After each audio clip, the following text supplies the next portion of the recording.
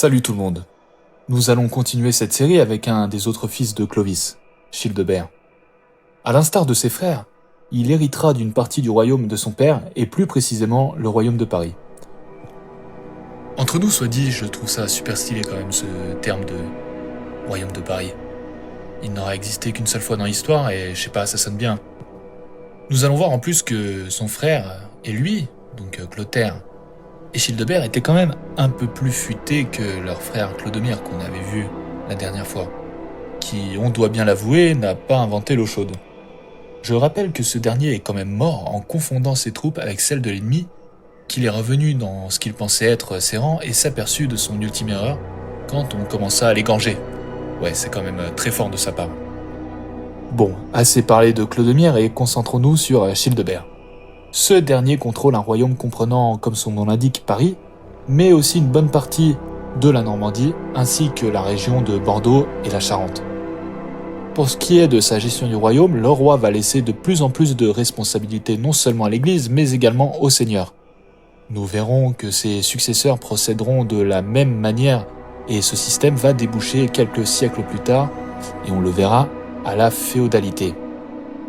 Comme il n'est pas fait état de crise, mais pas non plus d'âge d'or, on va pas se mentir, je décide de mettre la note de 4 sur 10 pour la politique intérieure. En ce qui concerne la politique extérieure, eh bien là, pour le coup, on a des choses à dire. Childebert s'entend très bien, au début du moins, avec Clotaire, son petit frère. Tellement bien qu'ils finiront par conquérir entièrement le royaume burgonde, et il déclenchera même une faide contre les Visigoths après avoir reçu un linge couvert de sang de la part de sa sœur qui était mariée au roi des Visigoths, Amalaric, pour prouver que ce dernier la battait très souvent. Avec son frère, Childebert va conquérir quelques villes du nord de la péninsule ibérique comme Pampelune ou Saragosse. On notera que notre élève du jour n'accuse que très peu, voire pas du tout de défaite dans ses expéditions militaires. Et l'acte d'aller sauver sa sœur maltraitée par l'homme qu'elle a dû épouser ne m'est pas passé inaperçu, ce qui va faire monter sa note à 7 sur 10. En ce qui concerne son mode de vie, on constate son côté vengeur, vaillant, etc.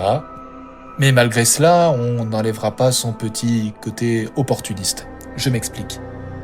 Lors du décès de son frère Clodomir, où il eut les idées presque suspectement prématurées de convaincre Clotaire d'épouser sa belle-sœur maintenant veuve.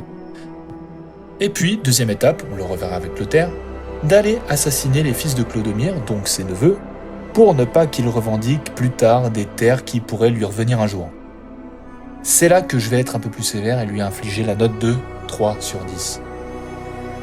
Si on parle de la postérité maintenant, et vu qu'on a l'habitude de parler de rois qui n'ont pas une postérité des plus mémorables, si j'ose dire, Childebert a quand même eu sa petite heure de gloire, même si je pense qu'à ce niveau-là on doit parler de minutes. Puisqu'au XVIIe siècle, des sculpteurs vont redécouvrir sa sépulture et vont s'engager à la rénover, et donc à redécouvrir le souverain en quelque sorte. Nous pouvons alors nous mouiller un peu pour une fois, et accorder un 3 sur 10 pour la postérité.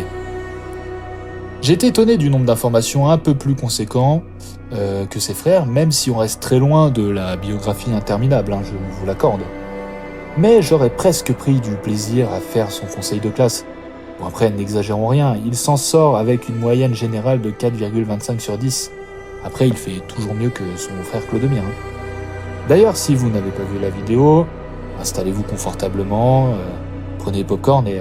Ah non, je rigole. La vidéo fait vraiment 4 minutes. Je pense que on doit être pas loin du compte également avec Childebert. Donc voilà, c'est vraiment les vidéos les plus courtes de la série. Je pense que voilà, si vous voyez ça dans le futur, que vous voyez 4 minutes, là pour l'instant, je n'ai pas sorti le reste des vidéos, mais voilà, je pense que là, si vous avez comparé avec des rois, par exemple les Capétiens, les Valois ou les Bourbons, là, on est sur de la vidéo un peu plus costaud, quoi. Donc voilà, dû au manque d'informations et au manque de ressources, les vidéos ne sont que très courtes. Mais bon, je me suis engagé à juger tous les rois depuis Clovis, donc je m'engage à le faire, même si les vidéos ont quand même des durées assez différentes. Voilà. En tout cas, j'espère que vous êtes toujours motivés d'en apprendre un peu plus et juger ces premiers rois mérovingers. On se retrouve très vite pour finir l'histoire de cette fratrie infernale avec Clotaire. Prenez soin de vous et à très bientôt. Ciao.